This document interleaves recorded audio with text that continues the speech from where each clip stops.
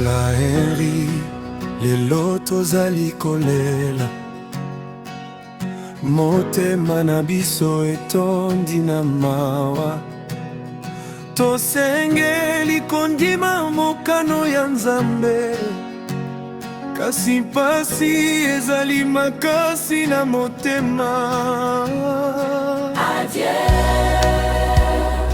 adieu, commissaire Bola Henry. Pema na kimia, Deko na biso. Tokobosa na kayote. Kombo na yo ekotikala na mitema na biso. Adieu, commissaire Bola Henry. Nzambe ya zamba, yo na maboko na ye. Deko na biso.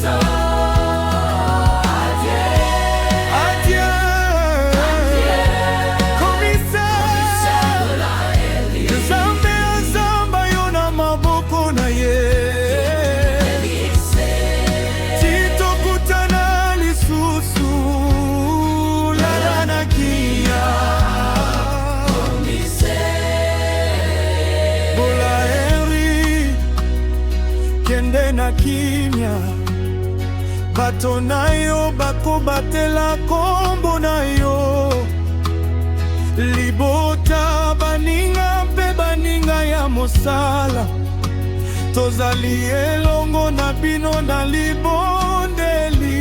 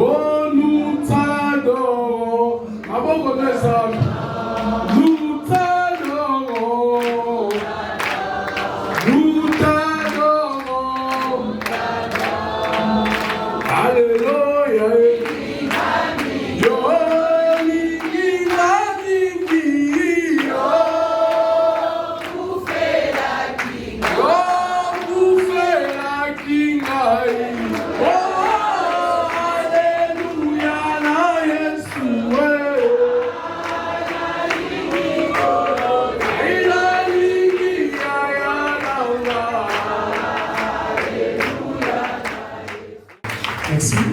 Bonsoir à tous. Tous en béni, Zambé Topesio, merci. On a mon amour Pessibiso. Le bien était la circonstance, nous sommes au commissaire Congolayo. Pendant tango ya pasi, oyo likame komeli biso, toye na kati na esika, malgré guerre eza brisé, tiki moment wa lingolo bele biso na maboko na yo, tiki ete maloba na yo etala Dieu, eya mpona moto ya kufite, kasi eya mpona biso toza nanu na bomoi po toprépare bavi na biso. Amen. Amen. Merci beaucoup.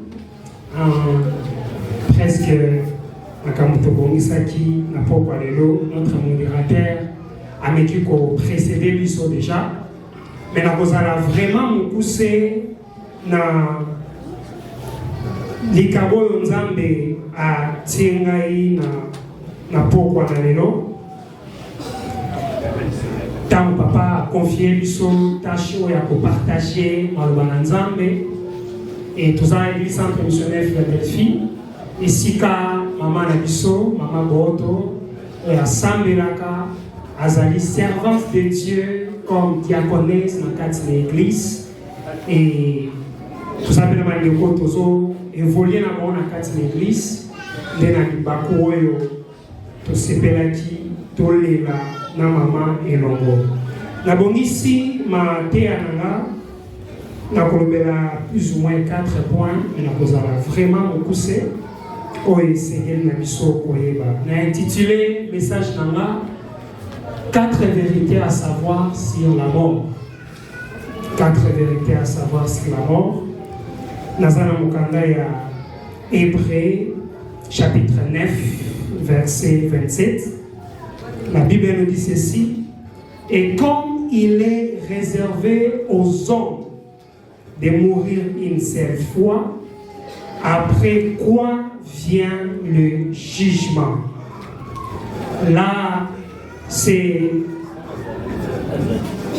la Bible qui nous parle dans le livre hébreu. Pamate et Seigneur était na mutu nyonso akufa pe na sima na yango eya obabengi esambise. J'aimerais nous dire que si nous sommes réunis ici ce soir, c'est par rapport il y a un rendez-vous moko. Oh, il y a des fois, et bien les pécats dans le biso va voler quand on rendez-vous. Ezali kufa. Et ça n'a pas de belo parce que dans Esika, il y a des fois on a bango nzamba kosala bango grâce. Ba comment na liwate. Par exemple, si Jésus venait aujourd'hui, les Anabanzoto ils vont monter, ceux qui ont préparé déjà leur cœur, ils vont monter avec Christ, ils vont entendre le son de la trompette, ils vont monter. Bato ba kufa kikati na Yesu ba kosekwa. Ba oyo bazana nuna bombo oyo pesa kanzambe lokumu te, ces gens-là ils vont subir. Alors, et donc c'est qu'il y a des gens qui ont mutu akufi aza mutu otolingaki mingi epaba mususu aza papa mususu aza koko mususu papa leki papa kulutu ndoko oasili kotika biso mais ali nzela moko oyo ata mutu moko koki koevite yango te na bongo oyo naye na se na moko. Personne ne peut éviter la mort sur la terre. Personne. Pambate liwa ezola kisabiso ete bombo ina biso na se na moyo oyo ezali mukuse. Pe bombo ina biso na se na moyo oyo ezali limité. C'est pour cela David azolo bana mukanda Psaume chapitre 90 verset 12 alobi enseigne-nous à bien compter nos jours. Abi la kisabiso lolenge ya malamu ya koyeba ko compter wa eza bombo ina biso na se na moyo. Soka yebaki koloba bongo abanza kiete ata konaza na mbongo ata naza na momo ata naza makasa ata naza na kitoko un jour esengeli na ngako kufa mais mbongo o esengeli na ngako kufa kotika mokiloyo ngana yebi na nga te. C'est pour cela qu'il prie à l'objet enseigne-moi à compter mes jours. Papa na biso akeya yebaki mbongo na ete biso pe totikali nzela o esengeli te et enseigner biso. Et ça veut dire que va avertir biso ete ngonga na biso pesali nini ezali yo pe ngonga na ezali tanto papa soit ki mwata ya ko nzote zui ebeli ya kufi mais des fois yo ebite liwange ko yende nini on dit ce que ya ko ya na mai ce que ko ya na accident ce que ko ya na pongi vous ne savez pas. C'est pour cela David azolo ba ete tikete ola kisabiso atalo lengeni senge na biso ko sala nini ko compter oyezali bombo ina biso na se na moyo. Biblia bikuti kinanga bombo ya mutezala kola milinga soto pelisi moto apande ngoma emati akweto omona ngoli sute ezalo kwa bombo ina biso. Alors tango moto akufi tango twena matanga esengi na biso toyeba ete ezali pe esika ou bien moment oyo esengi na biso ko se préparer qu'on se prépare na nini, qu'on se prépare na bombo ina biso. Nengi na zotam ku sa bombo ina nga. Est-ce que bombo na ngi zali na ma eza kotam ku sa mana ko banga nzam. Yaya na yeko ebisa ole lo okoza na we ngambe. Okoza na onyoso. Mais ba kenoke l'ifelo ezali. But encore mon amour ça mythe. Mais ça mythe c'est une réalité qu'il y a l'enfer. L'enfer n'est pas réservé pour nous. L'enfer est réservé pour les diables, pour Satan mais il y a ce salé avec sa bombe il y a bateau pour assoper bateau il y a yé à sa ligne on a vu faire. Voici un grand temps. On a eu quoi bisa yo papa, yo elenge, yo maman, na yo quoi bisa bisouete. C'est le temps de nous préparer. Ce qui voyait les lots et kokuta yo na nini, et kokuta yo lenge nini. Ekokuta wana masumu na kindumba na kikuluna na moibi na kochola na kofinga tu ekokuta wana nini. Notre papa est parti. Il est parti. Je sais qu'il a pris un temps de prier pour l'atika moni pananza. Mais nous ne sommes pas là pour prêcher. C'est lui qui est mort. Mais nous sommes pour vous prêcher, toi et moi. C'est le temps de nous préparer, de préparer notre cœur, d'abandonner le péché. C'est le temps de suivre Jésus, de donner notre vie à Dieu. Kuluna ezana suka. Config ezana suka. Kindumba ezana ba conséquences. Mais ce qu'on suit Yesu, o yambien avant mon ayo, o tient pilier de son vie na yo, aux an espérance. Et que ce qu'on confie le lot, yebete ezana sikawe bon sami pour na yo. L'eau na ezo c'est là yo. Mais on doit confiner na kozanga nzambe. Kozala te lokola bande kona biso mususu. Tokosalela yo, tokosambela pona yo, et te molimo na yo, et ça anime kende. Non, si tu es mort, ta vie c'est fini. Alléluia. Mais, et ça n'a dit négo, c'est pas la loko. Notre révérend me petit, alobi, na bon moyo, soko kufi, na kozanga Yesu. Yeba que notre kufa les sous. La mort éternelle, c'est dans l'affaire. Mais si tu es mort en Christ, tu vas ressusciter, tu vas vivre encore éternellement. C'est le temps de choisir. C'est le temps de choisir d'accepter Jésus comme Seigneur et Sauveur. Je ne sais pas, na pourquoi les lots. La mort nous rappelle que la vie est tellement courte et que moi aussi je peux passer par là.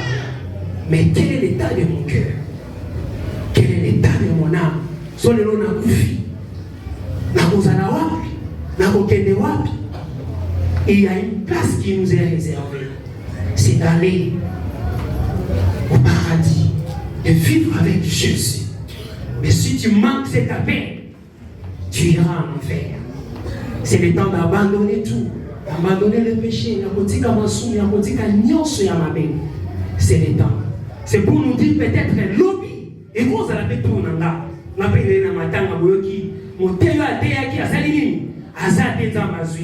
C'est le temps pour moi aussi de me préparer. Je me prépare. Peut-être aux autres qui vont se préparer. C'est le temps pour vous de vous préparer. Nous voulons prier. Je ne sais pas s'il y a une personne dans la salle. Mais ça, je vais tout de suite au thème. Au niveau kababo moi na epa na Yesu. Soko zakati na we sika. Okoku matangu tuna yo. Soko otelema. Eza na mama bete. Otelemi na clôturer prédication na ya poko na lelo. Que Seigneur azala libérer na alliance oyelia qui na vie tango nyonso abikaki na partenaire na ye. Et pour la libota, ezali losambo, tozali babantu, tozali africain, derrière ba culture na biso, ezana ba maloba, ezana ba idée, ezana ba pensée sur une bakufi. Émotion ezali. C'est un bon témoignage parcours ya papa par rapport à Âge à Kokisi, à Nouni. Par rapport à Monsieur Dozaliawa, Nous avons évité ce Roko qui s'est bien que les lots qui tirent la mission de Kishasa, et comme il y a un colbatunion, c'est parce qu'il y a dans le cimetière. Entre les morts et nous les vivants, il n'y a aucune relation. Mboko na moko bisika zali, la lolenga kopika, na misala zali kosala. Départ ya papa et créer circonstances moko désagréables était la vie ya mwana moko. Donc on sa chance na vie eza papa des nzambe parce que yesi akei. Nzambe ya pesa la chance oya pambolaka, oya batelaka, abatela libota ya babola nyonso tobondeli. Alors de vivre une seule fois.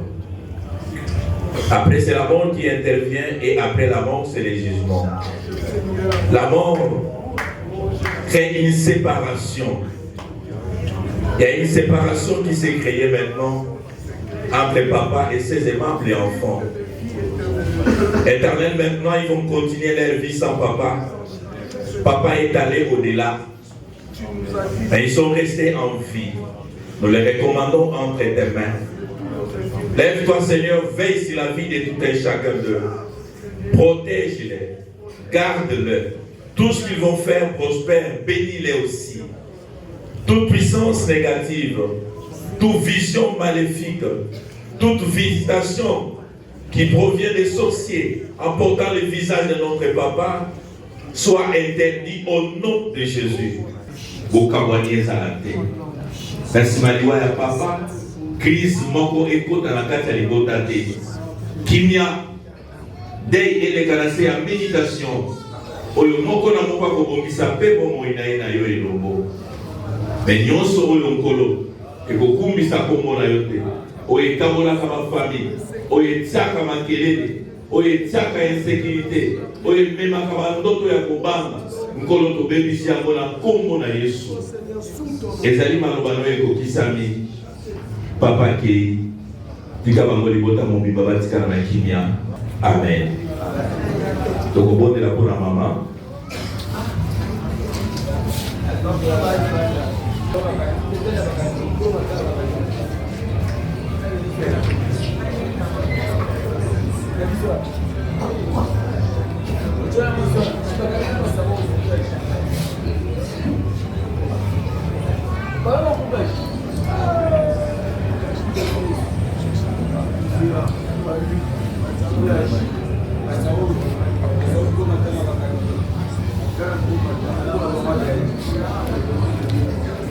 Éternel Dieu de grâce, c'est ta parole qui s'accomplit.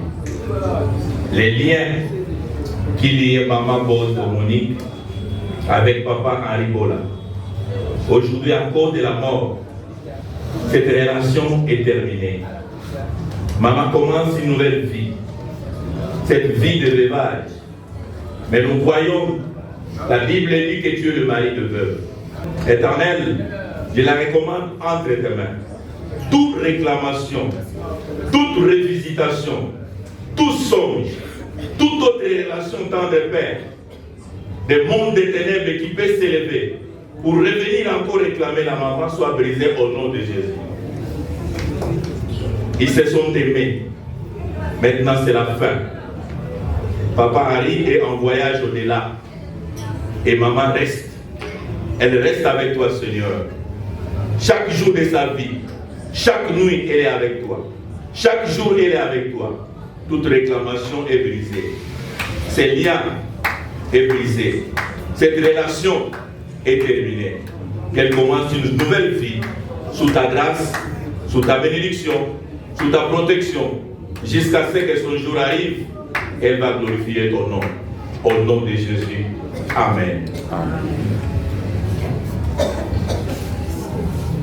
Merci beaucoup aux Zongi, aux Kebobana Kimia, Nzambe Apambola Bino, Pe Nzambe Apambola Bisaka Mobimba, Oyo Ba Lani Bota. Merci beaucoup.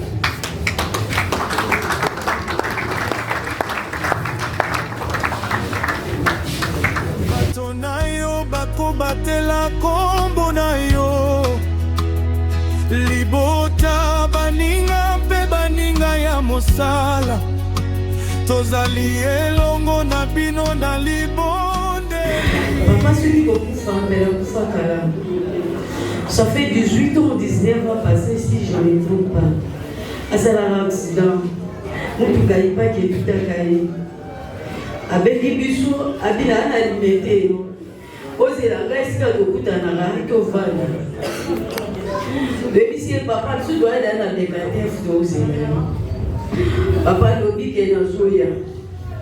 Devant dire que tout le monde a téléphone de sonner, va des bisous. Oh, tu n'as pas la parole. Nous voyons banane. Gado linini. Ote. Papa a dit dans un accident. On va dire qu'on est là. Tu veux dire sa maman n'est. Tant totali. N'habite tout le lac. Surtout le lac. Mais ça dit à bercer. Papa le mec qui a occupé. A dit à monter malin à bisou. Nous avons des rêves naïfs. Tu vas dire, ma bébé papa d'hôpital. Dans l'hôpital qui était, tout ça il a ensemble. Surtout que papa a des émotions, oui. Aza équipé, la C a vertige, il m'a dit que nous devons tout aller. Aza a apprécié quoi pour t'habituer jusqu'à nous aller. Papa m'a dit malin, moi il faut silicater. Papa mon corps, ceux qui ont lié, n'a voulu moi ça qui n'a pas les gars qui sont ma casse. Nazo regardé la émotionnée, non dit m'a dit.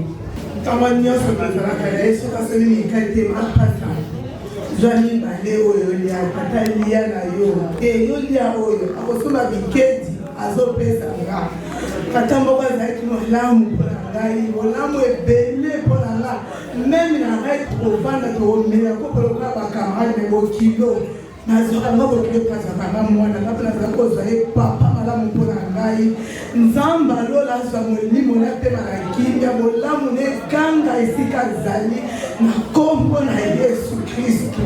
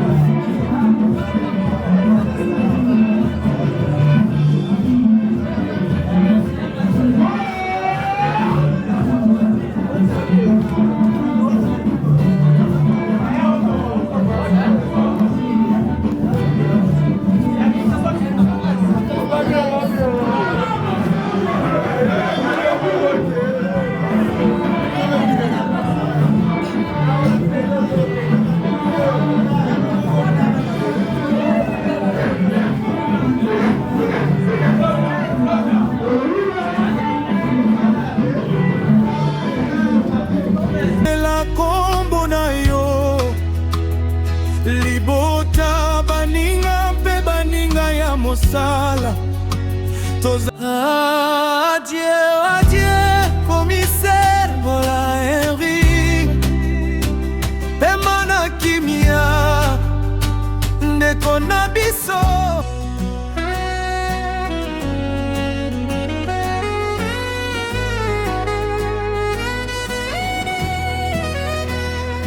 Bola Henry lelo tozali kolela, motema na biso etondi na mawa, tosengeli kondima mokano ya Nzambe, kasi pasi ezali makasi na motema.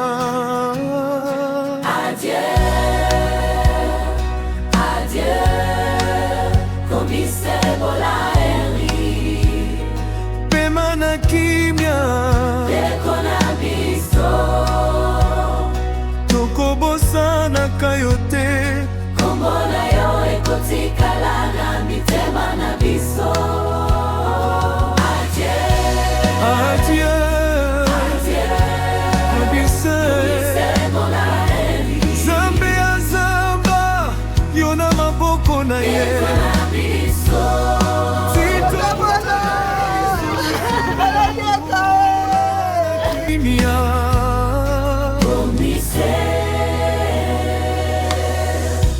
Bomoi na yo ezalaki likabo, mosala na yo etikalaki litato. Lelo okendeki na mobembo ya suka, biso totikali na bitoli.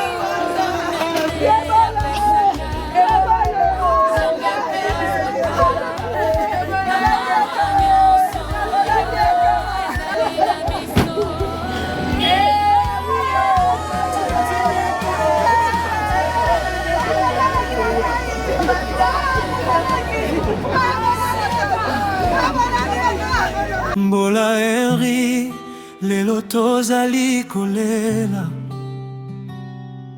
motema na biso etondi na mawa, tosengeli kondima mokano ya Nzambe,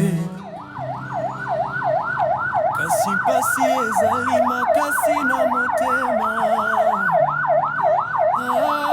Adieu, adieu, commissaire Bola Henry pema na kimia ndeko na biso, tokobosana kayo te, kombo na yo ekoti.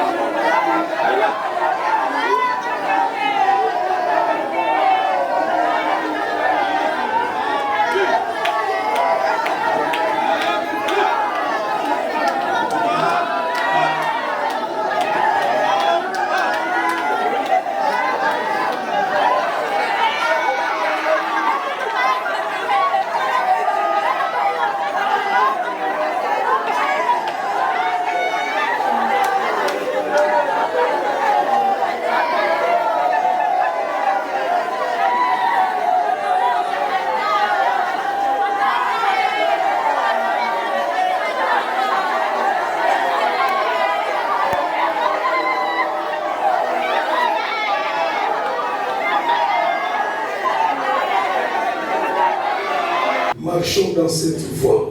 Nous sommes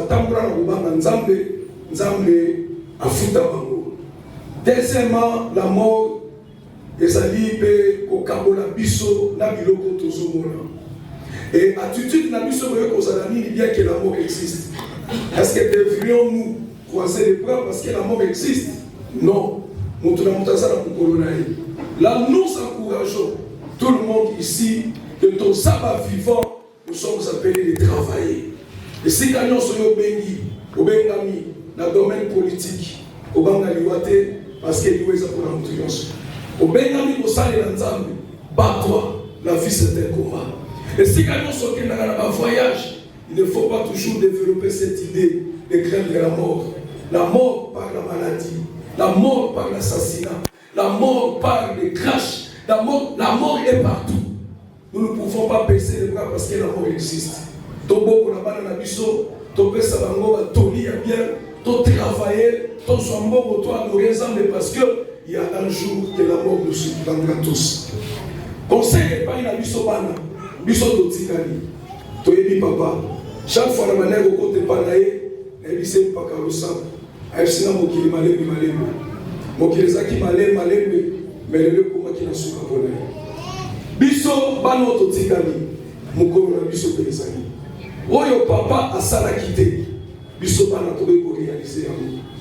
Mais au mona ndako ya papa bola, au continent de Pamunaye, vous sentez que beaucoup laka azala kiawa. Parce que beaucoup laka ya mutu, ezala na bana, ezala na bakoko. Pena bato basikie ya mwana nzamba zo lokumu pona musalo papa bola salaki biso ba totikali na bomo to continuer vie biso bana bokabwaneza na te bakoko peto zala ini et biso nyonso to yaki awa au travers de cette circonstance nous soyons interpellés malgré tout ce que nous pouvons avoir un jour nous allons quitter ce monde c'est par les chemins de la mort que l'Éternel Dieu bénisse sa parole et qu'il nous bénisse.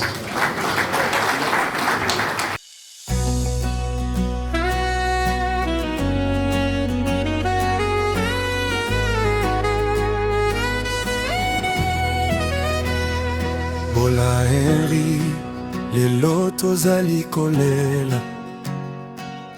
Motema na biso etondi na mawa. Tosengeli kondima mokano ya Nzambe kasi pasi ezali makasi na motema. Adieu, adieu, commissaire Bola Henry. Pema na kimia Dekona biso tokobosa na kayote. Kombona yo ekotikala na mitema na biso. Adieu, adieu, commissaire Bola Henry. Nzambe azamba yona maboko na ye. Dekona biso Titokutana lisusu lala na kimia.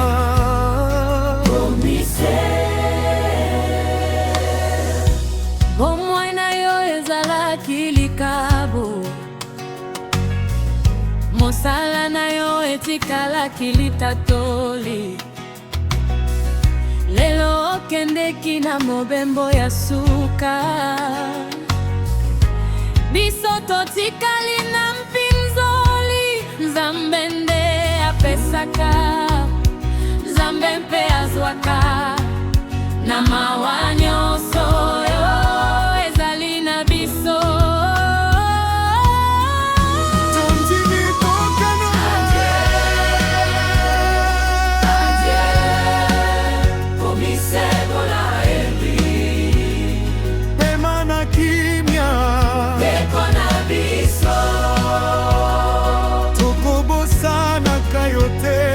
Kombona yo ekotikala na mitema na biso.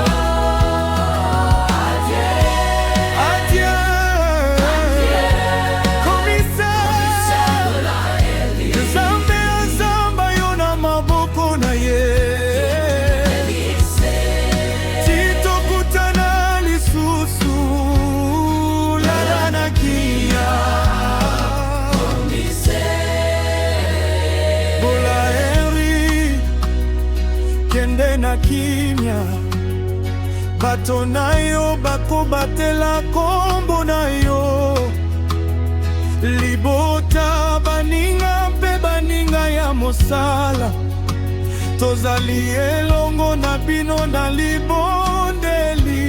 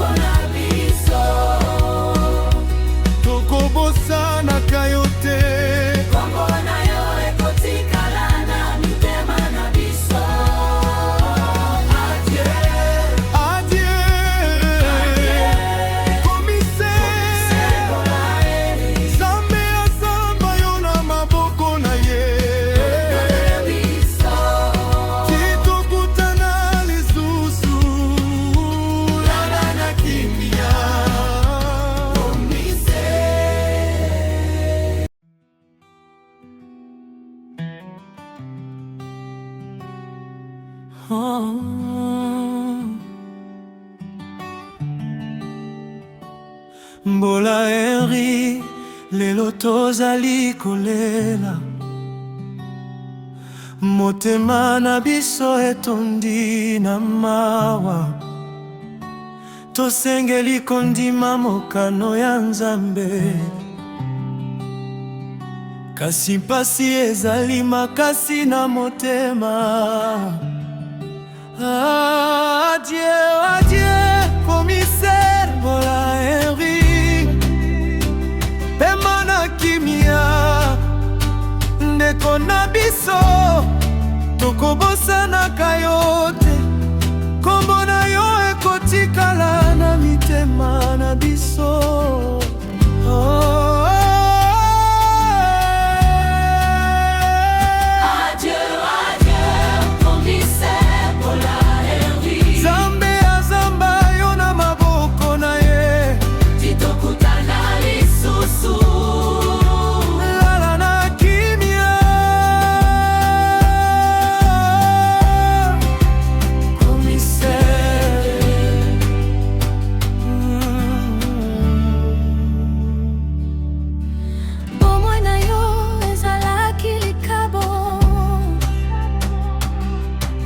Mosala na yo etikala kilitatoli lelo kendeki na mobembo ya suka biso totikali na pinzoli. Zambe mpe apesaka, Zambe mpe azwaka, Zambe mpe azwaka na mawa nyonso oyo ezali na biso.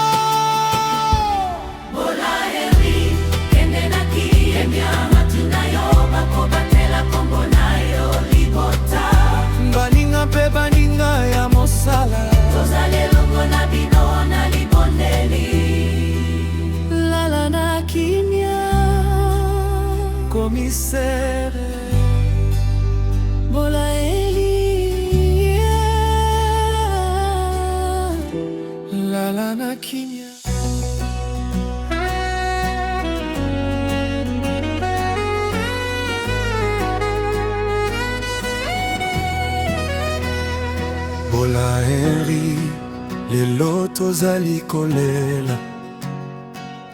Motema na biso etondi na mawa. Tosengeli kondima mokano ya Nzambe.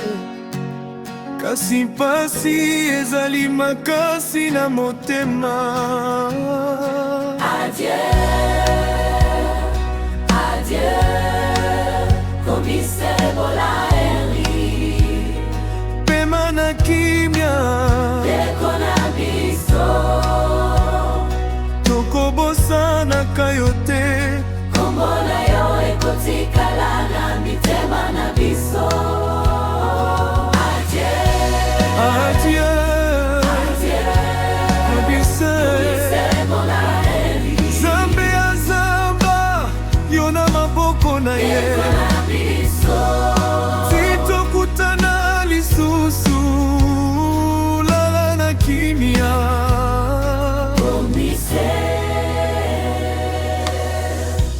Bomoi na yo ezalaki kavu.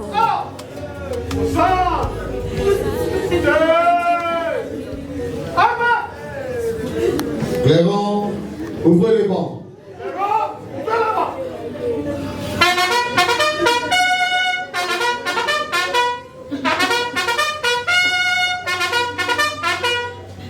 Armes Pierre.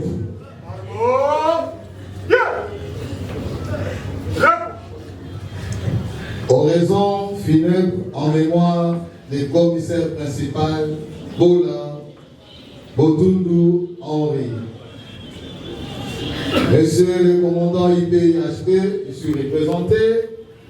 Messieurs les officiers supérieurs et subalternes de la police nationale congolaise et de FARDC. Messieurs les sous-officiers et agents de la police nationale congolaise et de FARDC. Chers compagnons d'armes, chers membres de la famille de l'illustre disparu, amis et connaissances, mesdames, mesdemoiselles et messieurs, à vos titres et qualités respectives, tout protocole observé. Nous voici une fois de plus réunis par le décès survenu le 26 juillet 2026 vers 17h. Dans la grande famille de la police nationale congolaise, en général, et particulièrement celle de l'IPIHP, d'un homme retraité de 80 ans d'âge, traînant 59 ans de carrière riche et très mouvante, nommé commissaire principal Bola Botundu Henry. Matricule 119, 44 030 86 51. Nous arrachés dans notre tendre affection par la maladie. La nouvelle a plongé toute l'unité dans une très vive émotion, étant donné que le ministre disparu fit un modèle parmi les officiers, un encadrement avéré, un technicien ou patriarche, un chevronné. D'aucuns voudraient connaître qui était cet homme disparu que nous plairons aujourd'hui. Commissaire principal Bola Botundu Henry, né à Ngebo le 13 mars 1944, était fils de Botundu et de Bola Wali, tous décédés. Originaire de village Ngebo, secteur de Bolia, territoire d'Inongo, et fille mariée à Madame Boto Monique. Il a fait ses études primaires et secondaires à l'école catholique d'Inongo. Après avoir décroché son diplôme d'État, poussé par le désir de servir la nation sous les drapeaux. Le commissaire principal Bola Botundu Henry s'est fait enrôler en 1969 au centre d'instruction de Kitona, à Mwanda, au Congo central, pour une formation militaire de base, et il a fait tour à tour, suivi des études et des formations ci-après. En 1970, formation marine en France et aux États-Unis. En 1972, breveté de l'école de la gendarmerie. En 1976, breveté de l'école d'adjudant OPJ CG. En 82, formation aussi, même formation en criminologie à la brigade routière de la gendarmerie. En 1996, diplôme de l'école d'application de la gendarmerie nationale, 15e promotion. Le commissaire principal Bola Boutoudoari a exercé différentes fonctions au sein de la police nationale congolaise. La liste n'étant pas exhaustive, dont la dernière celle du commandant 3e escadron groupe de garde du pays HP. Et il nous laisse une veuve, 12 enfants, 7 filles et 5 garçons, et plusieurs petits enfants. Chers enfants et membres de la famille biologique, au nom de tous les personnels de la police nationale congolaise, je vous rassure que la douleur que vous ressentez est aussi la nôtre. Nous gardons longtemps et l'esprit des bons loyaux services rendus à la nation par votre père, fils, frère et oncle, etc. M'adressant particulièrement aux deux frères, les compagnons d'armes en général et celles de l'unité de protection des institutions de haute personnalité, en particulier, reconnaissant en toi un vaillant officier respectueux de service, régulier et ponctuel en ton poste de service, jusqu'au moment de votre retraite. Nous t'oublierons jamais, a dit le commissaire principal Bola Boutoudoari, que la terre de nos ancêtres te soit douce et légère. Je vous remercie. Clément Gandakou. Droite alignée. Et A. Au centre. Portez. Arme. Autant. Autant pour moi. Clément, fermez les bancs. Faites présenter les armes. Clément, fermez les bancs. Clément, fermez les bancs. Au centre. Présentez. Arme. Clément, au champ.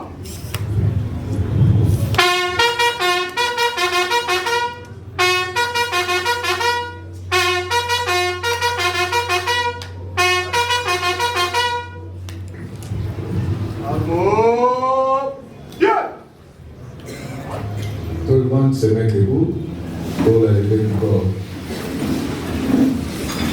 Je laisse le commandement au commandant d'honneur pour la levée du corps.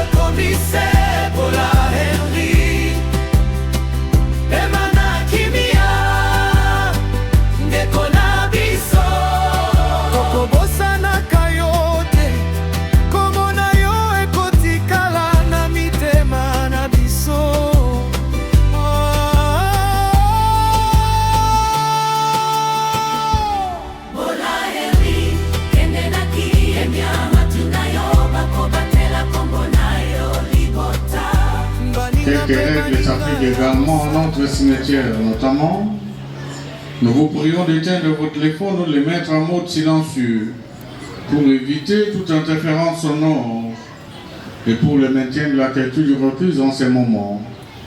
Des poubelles sont disposées un peu partout sur les sites. Nous vous prions de les utiliser pour y jeter les déchets et les ordures. Il est interdit de monter ou de marcher sur les caveaux déjà enterrés. Nous n'acceptons que des fleurs naturelles à l'intérieur de nos caveaux. Et enfin, il n'est pas permis d'ouvrir les cercueils ici au cimetière. Un proverbe allemand dit, je cite, ce qui nous manque et nous instruit. Très chère famille, amis et connaissances, vous avez tenu à laisser vos occupations pour venir rendre un dernier hommage mérité à Papa Bola Botundo Henri, qui nous a quittés ce 26 juillet 2026 à l'âge de 84 ans. Il reste derrière lui une grande famille et une multitude d'amis. Et votre présence ici, près du cercueil, est un geste d'attachement, d'amour et d'amitié. Le défunt y a droit. Vous confirmez par là l'adage qui suit. Mieux vaut aller à la maison des deuils que dans la maison des banquets. Parce que cela est la fin de tout homme. Et par cette même occasion, vous confirmez que le lien tissé sous cette terre, tout au long des jours, des semaines, des mois et des années qui passent, s'arrête aujourd'hui sur la terre des hommes. Mais vous garderez de lui, au plus profond de vos cœurs, les choses les plus fortes. Ces souvenirs resteront gravés. Nous, de notre part, nous continuerons à entretenir cette dernière demeure. Ainsi donc, très chers membres de famille, amis et connaissances, tenez donc plus au numéro 58 de l'avenue Nyosombote, du quartier 5 Mapela, dans la commune de Damasina, que vous irez voir.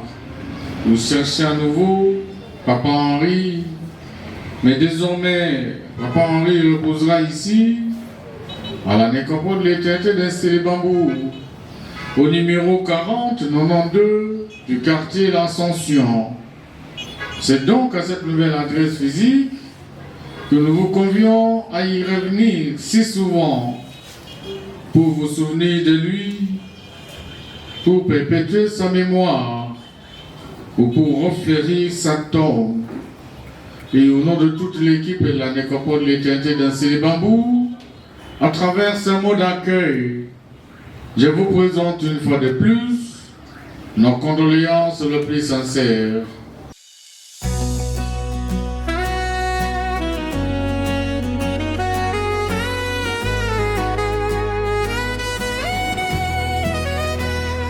Bola Henri, lelo tozali kolela. Motema na biso etondi na mawa. Tosengeli kondima mokano ya Nzambe. Kasi pasi ezali makasi na motema. Adieu, adieu, commissaire Bola Henri. Pema na kimia, deko na biso. Tokobosa na kayote. Kombo na yo ekotikala na mitema na biso. Adieu, adieu, commissaire Bola Henri. Nzambe azamba, yo na maboko na ye. Titokutana lisusu, lala na kimia.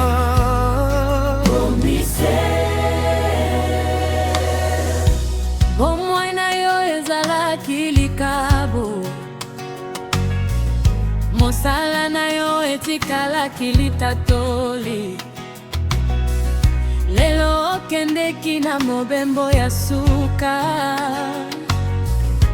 biso totikali na mpinzoli.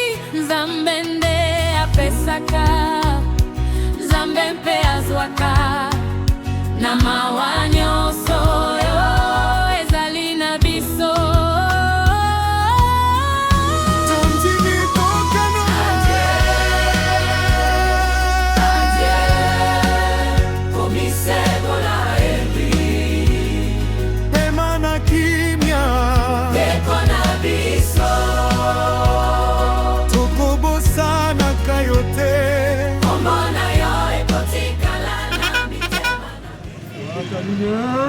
Non.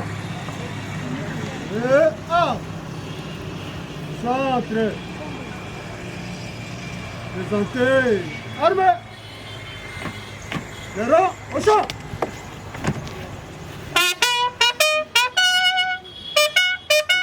Malembe.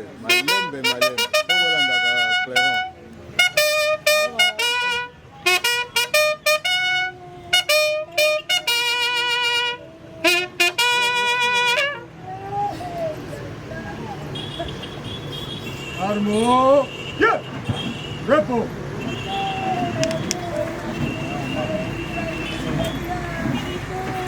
Yaka oyo lobaki yango na moni okokisi. Lobi etokelaki moto na mabele. Motu mpe okozongisa ye kaka na mabele.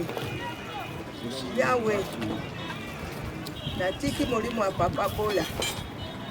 Ebema na kimia. Seigneur. Napesi oka merci. Tokoli ensemble. Moko ya kokali na ye. Na oyo esali Seigneur. Eloko akolobi ezali. Zotika papa Bola. Tika molimo na ekuma na kimia. Amen. Amen.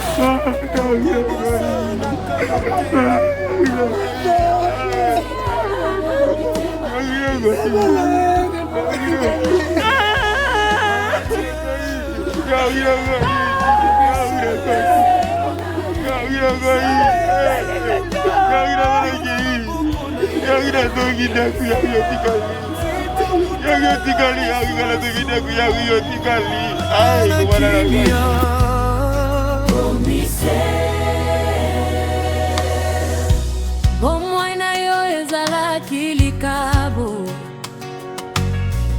mosala na yo etikalaki litatoli. Lelo okendeki na mobembo ya suka.